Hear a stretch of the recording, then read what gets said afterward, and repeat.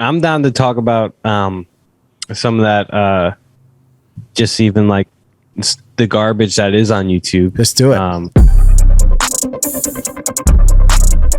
Yeah, I think that's like part of one of the reasons why, like what you were saying, like I think when you hear things online that might be seemingly convincingly true in that moment, like that's why I love debates, because you can see that back and forth, like the good debates, not the crazy debates when they're just arguing and fallacies and all that stuff. Yeah. But like the good debates where they're going back and forth, like you don't get that in social media, because any guy could just post a video or react to somebody, and it's not this back and forth. Yeah. And so for me, like I've just seen this online, like people trash Christianity for the dumbest reasons, and like but for reasons that like people have thought of, and like I'm like, have you not realized like people have thought this? Like, do you think? And so for me, it's just like creating those resources around that. And I think we're in a unique time in human history, I feel like, because history repeats itself, but internet's new. And like it just the way that information is spreading and lies that can happen, and how the enemy uses lies for people. I've seen just close friends of mine and people who I love dearly just deconstruct or doubt or fall away into nothing because they start believing in lies. And it's like, no, but do you see where you're falling in the wrong place, and you're drawing to these wrong conclusions that I'm like, well, and so like to me it's like I don't even see myself as like, I don't even want to be boxed in as an apologetics channel. But to me it's like that is the felt need right now. Well, I feel like as Christians, we almost have to have that skill set, especially in the day and age that we live. Now, be an apologist, right? Like 30 years ago, I don't think we needed to, but you're right. You're right. Growing up for me, like, in the 80s, 90s, everybody just respected God. Everybody just respected the church. Everybody just said, yeah, that's cool if we pray. Yeah, it's, but you're right. Like, not today though. Like not today. Like I feel like every Christian and I lean a lot into apologetics at my church when I speak. I'm like, we need to be able to defend this. Like this is happening in our world today. We need to be able to course correct. And I share that, like that passion that you have, in that, people say some silly things online, and if that person, like I heard Bill Maher the other day, who's it's a smart guy, but he said that the story of Jesus is a fairy tale. And I'm like, how can you be that smart, but yet at the same time have not done any kind of research where the biggest atheist in the world doesn't even deny that Jesus was an actual person, right? It's like, what are you doing? And there's millions of people listening to that and, clapping and whatnot, and they'll never do their homework on it. They'll just believe him because of who he is. Right. And that's why like we are living in a generation where it's truth versus lies. Right. And that's what Jesus said the devil was more than anything. He was like the father of lies. Right. And so I think we are in this new era, or we are in a new era that has this new tool or battle or weapon that we just all have to navigate as humans to distinguish truth and lies. And I just think truth ultimately is going to win. Because it sets people free. And I think, but there is some things that have broken my heart where people have been seriously hurt by the church and abuse and just horrible things, horrible teachings, poor teaching. And all that are seriously like, no, but God's heart is breaking over that too. And so all these, it's very complex. I feel like, and I'm writing for like, I want to do like a bunch of video series on deconstruction. Cause I feel like there's, minus a few people, like there's no real good conversations. It's either like you're an idiot if you deconstruct, or there's not real nuance. As to why it happens and what that process is like, right? And how the church has something to do with that, right? Or everything to do with it, right? Church meaning the people, right. And that, like, that's the thing. It's the people. It's not your, and so it is something that is, to me, recently been breaking my heart.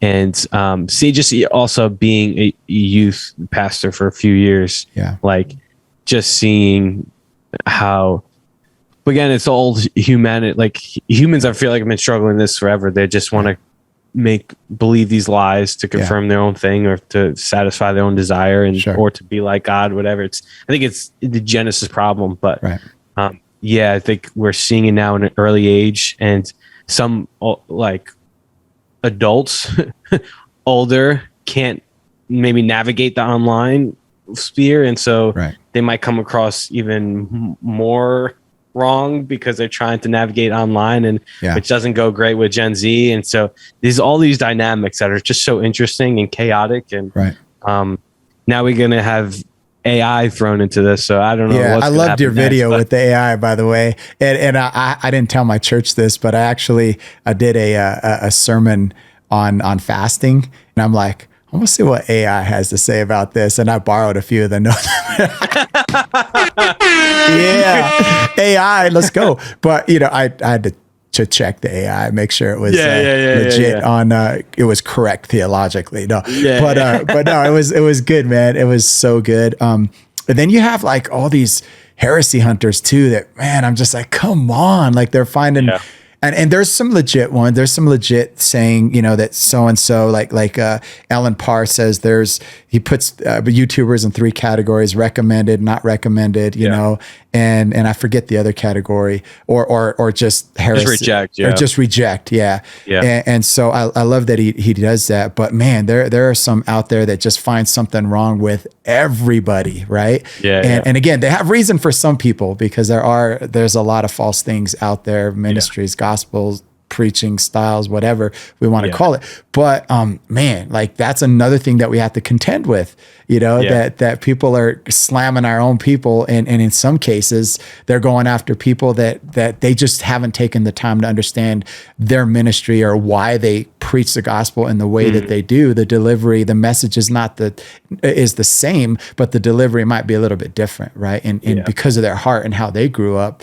And what you mentioned earlier, people leaving the church. Like I grew up in a church that was highly legalistic, man. It was like, I was a kid in church sitting down, chewing gum, and I would have the deacon walk around with a coffee mug, say, "Spit out your gun, young man. You don't chew gum in the house of the Lord." And it was like, everything was wrong. I got saved every week. You know what I mean? I was always worried I was going to be left behind if the rapture came.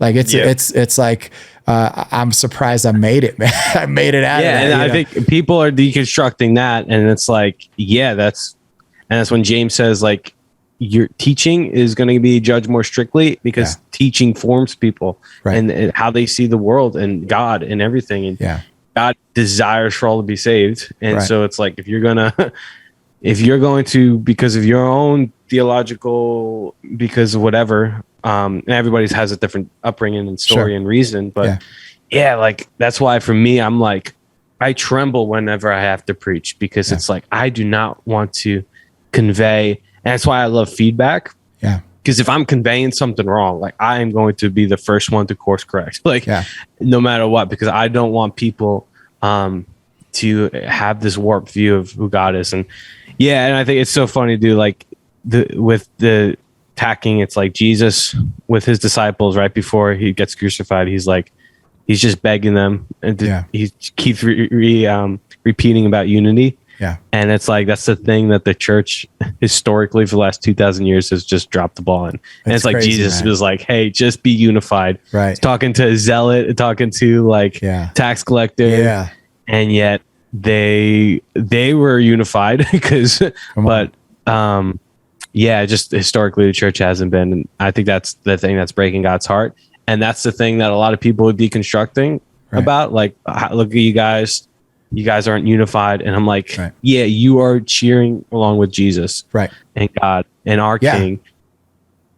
You're on the same team. You're actually right in how you feel. We should be unified, right? And I guess that's another segment of people that I have a heart for, is people like some people in my family who have left the church because they grew up the way I did. And they're like, that's impossible to serve that kind of a God if you have to be that perfect, or you can't do this, or you can't chew gum or watch rated R movies or whatever, drink a beer, like they all these things. And I have a heart to deliver the gospel, if you will, in a way that makes God a little more logical too. In the apologetic way of saying it, like that God actually makes sense. You know, if you think about it this way, it makes a lot of sense that God would give us boundaries, right? Like, and not just let us do whatever we want. Like I share this story a lot, and I remember a couple of years ago we got a dog. Hadn't had a dog in ever since we got married, and decided, you know, COVID happened, let's get a dog. This, you know, Aspen Pedal is her name. Aspen for the city here in Colorado, Pedal because I like bike pedals, right? So that's kind of her name. And we didn't have a yard though, man, and so we would have to take her outside on a leash to and her see the whole yard wanting to run and do her thing. No, you got to stay on the leash. We got a yard, we got a fence finally, right? Yeah.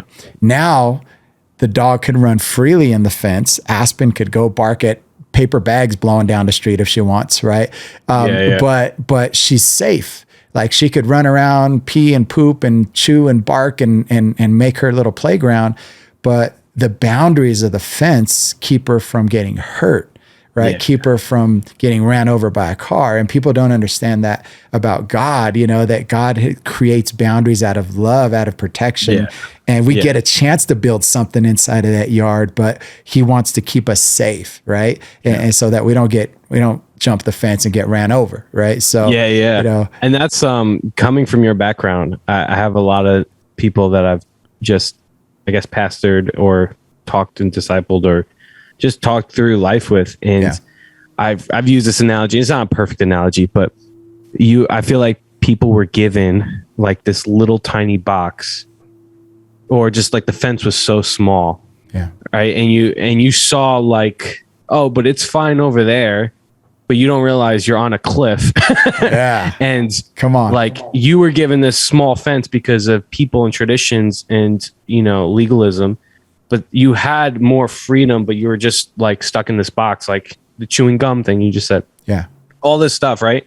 And so, you know what, because of our rebellious, sinful nature, of course the enemy's going to feed into that. And it's like, just get out, throw away the fence. You don't need a fence. And just next thing you know, they're off the cliff. And so, and now that analogy, if you really break it down, falls apart, but it just conveys this idea, like you were given this box. Right. You need to get a little bit bigger of a box and to actually understand the heart of God. Yes. Where, he is compassionate, slow to anger. You need a bigger yard. Yeah. Yeah.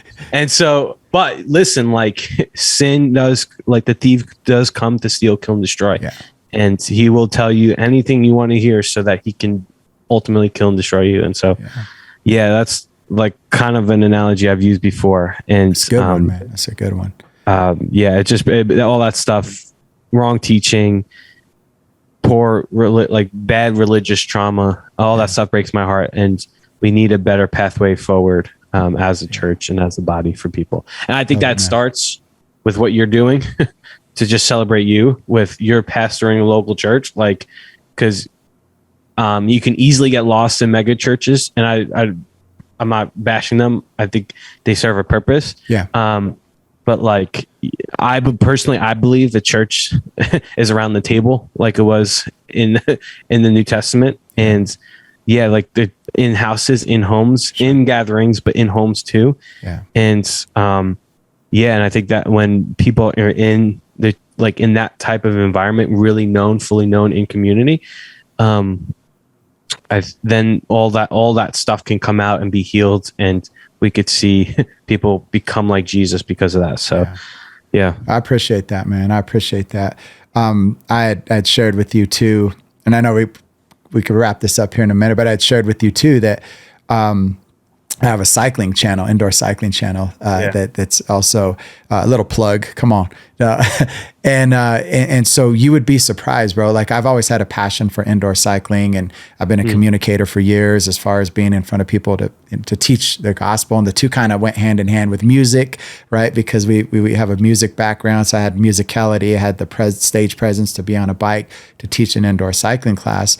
And I have a few of my classes are like all Christian music. They're all demonetized, right? So shout out to the Patreons and that. But they're the most viewed classes, and people are like looking for this. And all of a sudden I start getting these these messages that people are saying, hey, thank you for what you do. Would you pray for me? And this is me on a bike, bro. Like I'm on a bike and people are in the comments saying, pray for me because this happened. Pray for me. Wow. Thank you for what you're doing. And just that being a ministry, online and even in person. So God can use anything, bro. Like, and so it's fun. It's been fun getting to know you too, man. Same here. It's good stuff, man. Is there anything else you want to leave the audience with, or anything you would say just to lead us out? This is where I guess I leave my handles and stuff. You can just find me at Anthony Carrai Jr. Carrai Jr. And I'm on YouTube, Instagram. If you want, DM me on Instagram. I would love to talk to you if you're deconstructing or have questions or doubts. Like, I just want to hear your story. I'm not going to convince you or sell you anything, but I would love to hear your story. But Anthony Carrai Jr., all socials, and I would love to meet you. And of course I'll leave all of that, all of his information in the description below, and that way you could reach out to him. But follow him, get him to 1,000. I feel like you're going to be there by the time some of these clips come out, man. Get me to 1,000 too. Come on. Come on. You hit that sub. So hit that sub for me too, because we're trying to make an impact in this world. We're trying to do something that helps the gospel move forward and to really spread the light of Jesus in the most accurate way that we possibly can. So Anthony, appreciate you, man. So grateful for you. Thank you so much, dude. All right, brother. We'll see you on the next one. Take care. All right.